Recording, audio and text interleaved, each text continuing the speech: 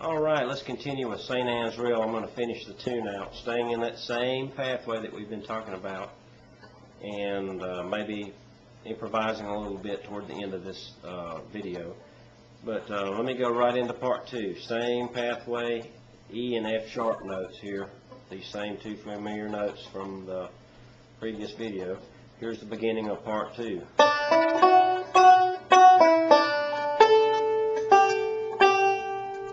Alright, so what I'm doing is open first, B, E, F sharp, F sharp, F sharp, E, D. Open fifth, G. Now this, A, because I'm capoed up. And now here's 2 G notes on the first string. Now what I'm going to do here to help you resolve what's going on rhythmically, I want you to hear what part of the melody is played over what chord in the rhythm. I'm going to include not just the G note, but a couple of chord tones. Let me get in tune here. So the first string at 5 is actually the melody note. Here are the 2 G notes. But I'm going to include these 2 notes out of the chord shape to help you hear where you're at, what part of the melody is played over what chord change. So if you were playing with a guitar player or a band, they would be playing the G rhythm section of the song. So back to the top. G. Alright, here's where I'm going to take a little artistic liberty to help me accentuate the melody here. I'm going to pull off this G note. I still have my E and my F sharp note down, same familiar pathway. But now I'm going to pull off and play downwards, spiral down through the scale notes. G, F sharp, E, D, C sharp, B, A. Open B, C sharp, E. Now here's where I'm going to go outside the box too. I'm going to play the first string at the 9th fret, which is a B note. I know I said before the highest note we had in this section of the neck was an A note on the first string at 7, but now I also have an A note here, capoed under this 5th string spike. But I like to play this melody with a B note when I play the second half of St. Anne's Reel. So I'm going to include this high B note at the 9th fret of the first string. So from the top of part B.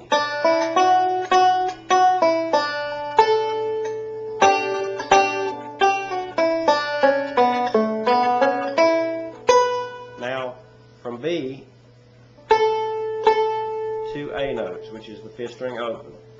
Now back to the second phrase of part 2. Open first, E, F sharp, F sharp, F sharp, E, D. 5th string open, G notes, G, G, or you can play the chord if that helps you resolve it. Now from G to A and back to D, we're going to play that descending scale again with the pull-off. Open B, C sharp.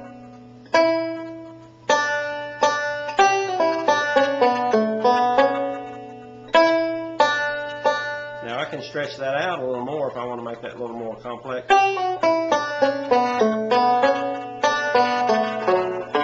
I can use that phrase from part A as my tag.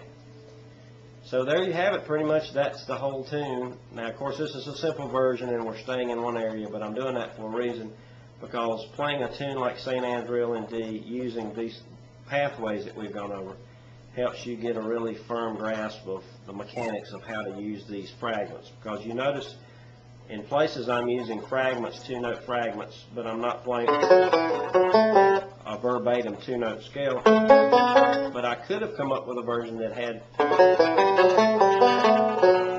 a 2-note scale in it. But I am thinking on my feet as I'm playing, okay, I know that this pathway is a 2-note pathway, so I can reuse some of the physical parts from my right hand to help me play the melody. So I'm thinking at times of a single note version, and then I have 2-note and maybe even 4-note versions, which we haven't gone over yet. That's going to be the next video, is a 4-note D scale. But this thinking and practicing 2- and 4-note scales have will really help you when you try to tackle a melody like St. Anne's Reel, and it keeps you in one area of the neck. So let me play the whole thing, A and B, and maybe I'll improvise a little bit, but try to stay exactly within this pathway, maybe just adding some inflections here or there.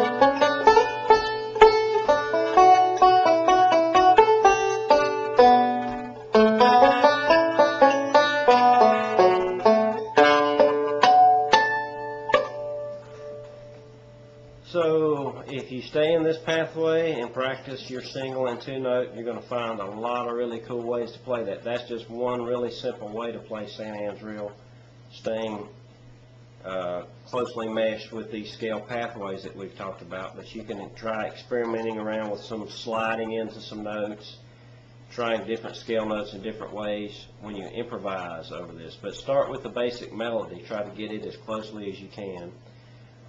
If you have a rhythm track to play this over, or a guitar player to play the rhythm for you, that'll be great.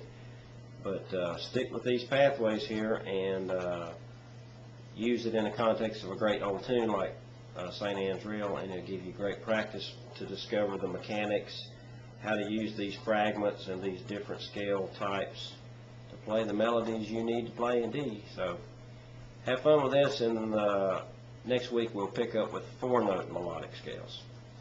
I appreciate it. Have fun. Thanks.